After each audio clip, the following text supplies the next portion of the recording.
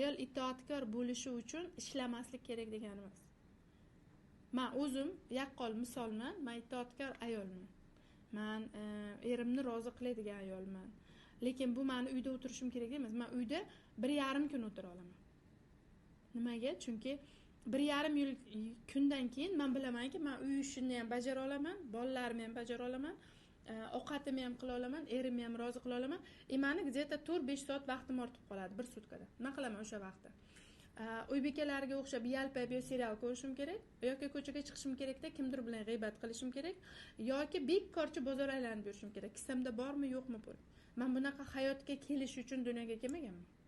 Men o'sha vaqtda 4 ta konsultatsiya o'taman, 2 ta leksiya o'taman, bitta webinar tekin o'tib bersam, menga rahmat ko'proq keladi. Men Allohning xizmatchisi bo'lishni xohlaganman.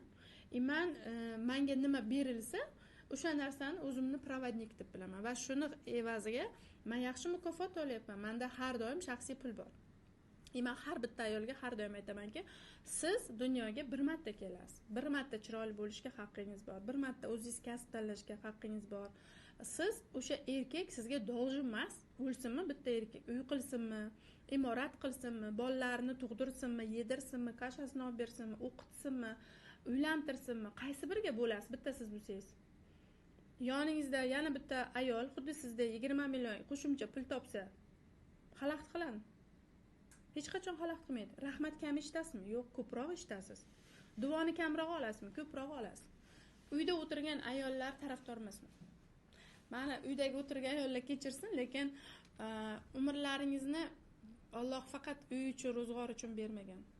Jamiyatda shunaqangi qiziqarli narsalar bor. Allohim nasib etsa, qurbim yetadimi, nasib etsa, yetadi deb o'ylayman. Tavakkal qilib gapirmayman. Aniq oldimda bitta maqsadim bor. Qanaqadir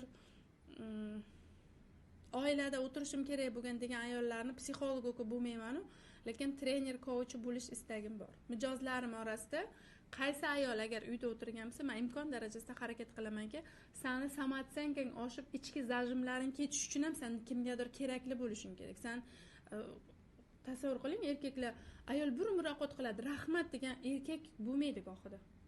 Ovqat kabutta qilish dolzin, rahmat aytmaydi. Qo'llarini o'pganmisiz? Biror marta ayolingizga rahmat, meni kiyimlarimni yuvib berasan, menga shuncha farzand tug'ding, shuncha figurangni ayirilding, qancha kechalari uxlamaysan deb rahmat eshitmaydi bir xil ayollar. Ular nega ayol erkakka nisbatan ko'proq kasal? Вот это внутренний zajimlar ayolga blokni beradi. Men masalan erkak bo'lib tug'ilganimda aytardimki, "Davay ishla.